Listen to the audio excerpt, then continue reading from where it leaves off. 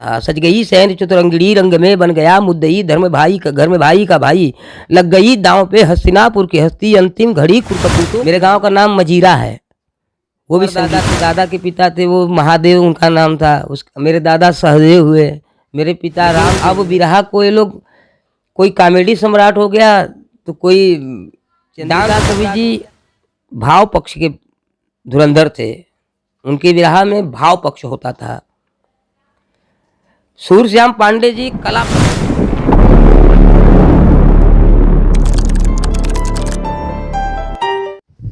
विरहा में हमारे दादा, विरहा तो हम लोगों की खानदानी विरासत परंपरा मिली। माता रानी के माँ भगवती, हमारी कुल देवी जो है वो माँ भगवती शारदा हैं, और मेरा नाम भी शारदा उन्हीं के नाम पे पड़ा।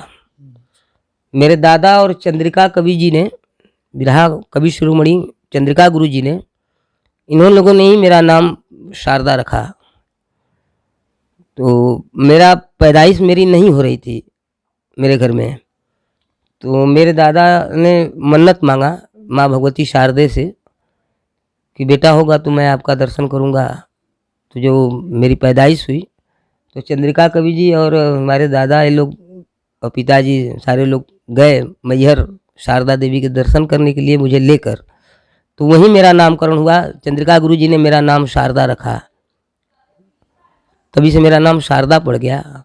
और मेरे धर्म के पिता अनपढ़ कवि बाबू जो है, जिनका हाथ हमारा और पप्पू जी का पकड़वाए हमारे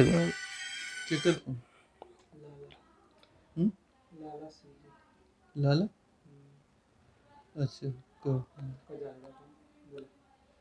हमारे पिताजी ने अनपढ़ कवि जी का के हाथ में हम दोनों भाइयों का हाथ दिया, बोले कि आज से यही तुम्हारे बाबू हैं, पिता हैं। तो उन्होंने हमारा नामकरण कर दिया। क्योंकि मैं थोड़ा बेबाक बोलने वाला हूँ, मैं डरता नहीं हूँ बोलने से। सच्चाई बोलने से डरना भी नहीं चाहिए, बोलना चाहिए। सत्य हूँ, सत्य बोलने में क्यों डरना। तो उन्होंने मेरा नाम शारदा यादव से शारदा यादव बेकहल कर दिया कि ये बेकहल है, ये किसी की बात नहीं सुनता है, इसीलिए मैं बेकहल हो गया हूँ। और मेरे दादा स्वर्गीय सहदेव सरदार वो भी बेकहल ही थे। जिद्दी स्वभाव हमारे खानदान का है। मेरे दादा, जब हमारा गांव यहीं चौबेपुर के बगल में मुनारी पड़ता है, मेरे गांव का भी नाम देखिए वो भी संगीत से ही है, जुड़ा है। मेरे गांव का नाम मजीरा है, वो भी संगीत है। और खानदान में पूरा जितने लोग हैं सब लोग देव ही देव है। मेरे परदादा थे, दादा के पिता थे, वो महादेव उनका नाम था। मेरे दादा सहदेव हुए, मेरे पिता रामदेव हुए, और सब देव ही देव है, कोई लेव वाला नहीं है, सब देने वाले थे। एक वाकया मैं आपको बताऊंगा संतोष भाई, कि बम्बई में प्रोग्राम था पिताजी का और बुल्लू बड़का बहू का, उस्ताद जी का, कामगार स्टेडियम में। कार्यक्रम ख़त्म हुआ। कार्यक्रम ख़त्म होने के बाद ये लोग आए तो वहाँ आप मनोहर पहलवान चाचा जी के यहाँ आप जाइएगा तो वहाँ देखिएगा एक चांदी के हनुमान जी रखे हुए हैं, और एक हमारे घर में भी चांदी के हनुमान जी हैं। तो वहाँ दो इनाम रखा हुआ था। एक इनाम था कि जो चांदी के बड़े वाले हनुमान जी जो थे उनको पूँछ थी, कि जो जीतेगा वो पूँछ वाले हनुमान जी मिलेंगे, जो हारेगा उनको बिना पूँछ वाले हनुमान जी मिलेंगे। तो हमारे घर पूँछ वाले हनुमान जी आ गए, और उन्हीं को लेकर सूटकेस में पैसा और हनुमान जी जीतने वाले जो हनुमान जी मिले थे पुरस्कार में, इनाम में, उनको सब रख के पिताजी अपना सूटकेस लेकर अपना आए। तो उस समय कन्फर्म जनरल टिकट ही चलता था। आए, सारी पार्टी के लोगों को लेकर आए, जनरल टिकट में अपना बैठ गए। बैठने के बाद भीड़ इतनी थी कि चढ़ तो गए गाड़ी में, लेकिन उतर नहीं पा रहे थे लोग। एक जगह बीच में गाड़ी रुकी कहीं, तो कैसे कैसे करते हुए खिड़की से अपना उतर के गए। थर्मस लेके, अटैची सूटकेस लिए हुए थे हाथ में, थर्मस लेके गए पानी उनी लेने के लिए, और सारे पार्टी वाले गाड़ी के अंदर ही थे। पिताजी बाहर निकल के गए स्टेशन के बाहर, पानी उनी लिए, लेकर जैसे ही वापस आ रहे हैं तब तक गाड़ी चल दी। और भीड़ इतनी थी कि गेट कोई खोलने वाला नहीं था। अब चढ़े तो कैसे चढ़े। अब गाड़ी चल दी, एक हाथ में सूटकेस लिए, थर्मस छोड़ दिए पानी का, एक हाथ में सूटकेस लिए हुए थे, एक हाथ में बाहर से हम ट्रेन का हैंडल पकड़े हुए थे और दरवाजा चिल्ला रहे हैं, आवाज़ लगा रहे हैं कि दरवाज़ा खोल दा भैया, खोल दा भैया, खोल दा भैया, लेकिन कोई नहीं खोल रहा है, कोई दरवाज़ा खोल ही नहीं रहा है, इतनी भीड़ थी। कोई खोलना भी चाहता था तो लोग उसको हटा देते थे, झटक देते थे। अब ये समझ लीजिए कि ट्रेन अपनी पूरी रफ्तार में हो गई। कुछ देर के बाद ट्रेन अपने पूरी रफ्तार में हो गई और चलने लगी गाड़ी। एक हाथ में सूटकेस पकड़े, एक हाथ से हैंडल पकड़े हुए, लटके हुए हैं बाहर। भाई कितना वो शक्तिशाली आदमी रहेगा, कितना देर पकड़ के रखेगा। अधीर होने लगे। 10 मिनट, 15 मिनट, 20 मिनट, आधा घंटा के बाद ये इनको लगा कि अब मेरा हाथ छूट जाएगा। अब पकड़ कमज़ोर पड़ने लगी और लगा कि अब छूट जाएगा। ये आंख बंद किए और याद किए उस माँ भगवती को, गुरु महाराज को याद किए। पता नहीं कहाँ से कौन आया, उस भीड़ को चीरते हुए कोई आया और दरवाज़ा खोल के इनको पकड़ के खींच के अंदर कर लिया।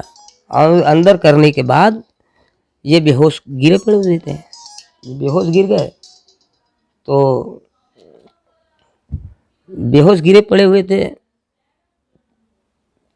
हवा हवा दिया, कुछ पानी का छींटा मारा। कुछ देर के बाद इनको होश आया तो ये देखे, पूछे कि भैया आप कौन? तो वो शख्स बंदा जो उनको अपने जंघे पे सुलाया हुआ था, वो सिर्फ हंसा इनको देखकर। हंस के बोला कि ठीक हुआ ना, ठीक हुआ ना? कहने क्या ठीक है, लेकिन आप के?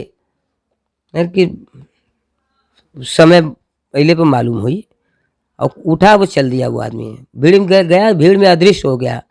और मेरे पिताजी आखिरी समय तक ये कहते रहे कि अगर वो आदमी अगर मुझे मिल जाता, कभी भी मेरे जीवन में मिल जाए, तो मैं अपना सब कुछ उसको दे दूंगा। लेकिन वो फिर कभी वो दिखाई नहीं दिया। तो वो कोई अदृश्य शक्ति थी, वो अदृश्य शक्ति थी। और एक बात और कि जब पिताजी का आखिरी था, सेवा सदन हॉस्पिटल में एडमिट थे, हम लोग से, सारे लोगों से कहते रह गए कि गड़वा घाट ले चला, हमारा आखिरी है, गड़वा घाट ले चला। लेकिन हम लोगों को भरोसा नहीं होता था, क्योंकि डॉक्टर के भरोसे हम लोग थे। उनको तो आत्मज्ञान था। मनोहर पहलवान चाचा जी को बुलाए, वो आए देखने के लिए। तो उनसे कहे कि हमके ले चला गड़वा घाट। तो कह नहीं, काहे परेशान हुआ? कहे नहीं, ले चला। जबरदस्ती करने लगे, उनको डांटने लगे, बोलने लगे, तो अपना लिवा गए। जब गड़वा घाट गए तो वहाँ स्वामी जी को आवाज़ लगाने लगे और गाने लगे। आखिरी समय में गाने लगे जोर जोर से। पूरी आखिरी वक्त में भी उनकी आवाज़ में कभी एक रेशा नहीं आया, वही गोली की तरह आवाज़ उनकी निकलती थी। उनका लैंडिंग पॉइंट नहीं था कभी उनकी आवाज़ में। वो जा रही तो रॉकेट की तरह जा ही रही है, यही था उनका। आवाज़ लगाने के लिए स्वामी जी आए अपना ऊपर से। स्वामी जी नंगे पांव उतर दौड़ कर आ गए। कह रहे रामदेव भैया का भल कहे कि अब समय ना, अब हमारा उद्धार करा। स्वामी जी कह रहे काहे घबरा गिला, अभी तो कर रहे क्या? कि नहीं नहीं, अब नहीं रहे क्या, समय ना हमारे पास। कहे कितना समय है? कहे 5 मिनट। अपना समय बताते गए। स्वामी जी पूछे कितना समय है? कहे 5 मिनट। अच्छा भाई लिया लिया। जो संतों वाला चोला होता है, वो चोला वाला उनको पहनाया गया, बाल उल मुंडन किया गया। पूछे अब कितना समय है? कहे कि 2 मिनट। कहे कि न मनबा? कि नहीं न मानो। कहे अच्छा। कहे इनकर कमरा इनके दे दा भाई, इनका रूम दे दा इनके। ले गए, उनको रूम के बेड था, उनके रूम पर बेड पर उनको बैठाया गया। पूछे कि स्वामी जी की अब कितना? कहे कि अब 1 सेकंड ना बचल। कहे कि अंजुली ऐसे फैलाए और स्वामी जी अपना चरण कमल उनके अंजलि पे रखे और वहीं अंतर ध्यान हो गए। ये थी बातें, लेकिन बातें तो बहुत सी हैं, लेकिन सारी बातों को कहना बताना बहुत मतलब नहीं निकलेगा उसका। सिर्फ इतना ही रहे कि मेरा एक अपील रहेगा बिरहा के कवि लोगों से, कलाकार बंधुओं से और सुनने वाले हमारे जो भगवान स्वरूप हैं श्रोता बंधु लोग, इन लोगों से मैं एक हाथ जोड़ के निवेदन करता हूँ, अपील करता हूँ। जो बिरहा थी तो पहले बिरहा के गायक होते थे, बिरहा के सम्राट हुआ करते थे। लेकिन अब बिरहा को ये लोग, कोई कॉमेडी सम्राट हो गया तो कोई डांस सम्राट हो गया, तो भैया बिरहा को बिरहा सम्राट रहने दीजिए और बिरहा को बिरहा गायक बनिए, बिरहा के लेखक बनिए, बिरहा के गायक बनिए। डांस मत कीजिए। क्षमा चाहता हूँ, अगर मेरी बातों को अगर बुरा लगे तो मेरी त्रुटियों को छोटा भाई समझ के, बेटा समझ के क्षमा कीजिएगा, लेकिन बिरहा को बिरहा रहने दीजिए, जिंदा रहने दीजिए। सुनने वाले श्रोता अगर सही रहेंगे, वो अगर बिरहा सुनना शुरू कर दिए तो गाने वाली की मजाल नहीं है कि वो नहीं गाएगा, वो गाएगा। लिखने वाले अगर लिखना शुरू कर दिया तो गाने वाले की हिम्मत नहीं है कि गाने वाला कहेगा कि नहीं हम नहीं गाएंगे। आप कहेंगे कि मुझे अश्लील गीते दीजिए, लिखने वाला कहेगा कि मैं अश्लील नहीं लिखूंगा। आप जबरदस्ती गा लेंगे? नहीं गाएंगे। कोई भी बिरहा का कलाकार हो, कोई भी बिरहा का कलाकार हो, अब मुझे बता दे कि वो अपनी लाइन गाता है, नहीं गाता है। कुछ एक आध दो लोग को छोड़कर, परशुराम चाचा हो गए, ये लोग अपनी लाइनें गाते हैं। तो गाते हैं तो अश्लील नहीं गाते हैं, वो अच्छा गाते हैं। मंगल कवि जी हुए, मनु भैया हुए, ये लोग। नहीं तो जितने भी कलाकार हैं वो कहते हैं कि हमारी लाइन हो, उनकी लाइन होती है नहीं, कवि की लाइन होती है। कलाकार अगर कह दे कि, कवि अगर कह दे कि हमारी लाइन हटाकर अपनी लाइन गाओ, तो कौन कलाकार है जो कहेगा? नहीं कह सकता। तो भैया निवेदन है कि अच्छी बातें कहिए। बिरहा बहुत गजब की विधा है। चंद्रिका कवि जी भाव पक्ष के धुरंधर थे, उनके बिरहा में भाव पक्ष होता था। सूरश्याम पांडे जी कला पक्ष थे, उनकी बिरहा में कला पक्ष होता था। सज गई सैन चतुरंगिणी रंग में बन गया मुद्दई, धर्म भाई का घर में भाई का भाई, लग गई दांव पे हस्तिनापुर की हस्ती, अंतिम घड़ी कुरकपूतों की आई। कुरुक्षेत्र मैदान में लाल बादल बरसने को लोहू छलकने लगे, बाणों की बरसात होने लगी, दोनों दल के बहादुर झलकने लगे। ये होती है लेखनी, ऐसी लिखनी होनी चाहिए। अनपढ़ कवि जी लिखे हैं, दम से दहल जाए दुश्मन का सीना, हिम्मत हिला दे हिमालय की हस्ती, मजबूर उसको कोई क्या करेगा, मंजूर जिसको नहीं सरपरस्ती।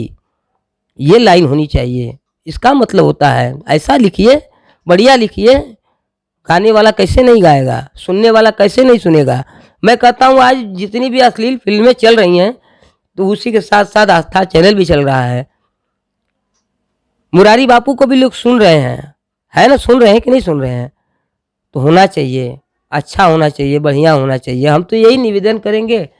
और सुनने वाले अच्छा सुनते हैं, ऐसा नहीं कि बुरा सुनते हैं, मगर बड़ी विडंबना है कि बिरहा आज बहुत बुरी गति में हो गई, बहुत बुरी स्थिति बिरहा की हो गई। पहले के कलाकार रात भर में 5-5, 6-6 कलाकार, एक गायक 6-6 बिरहा गाता था। हम लोग देखे हैं बचपन में, अपने सुने हैं मंच पर से।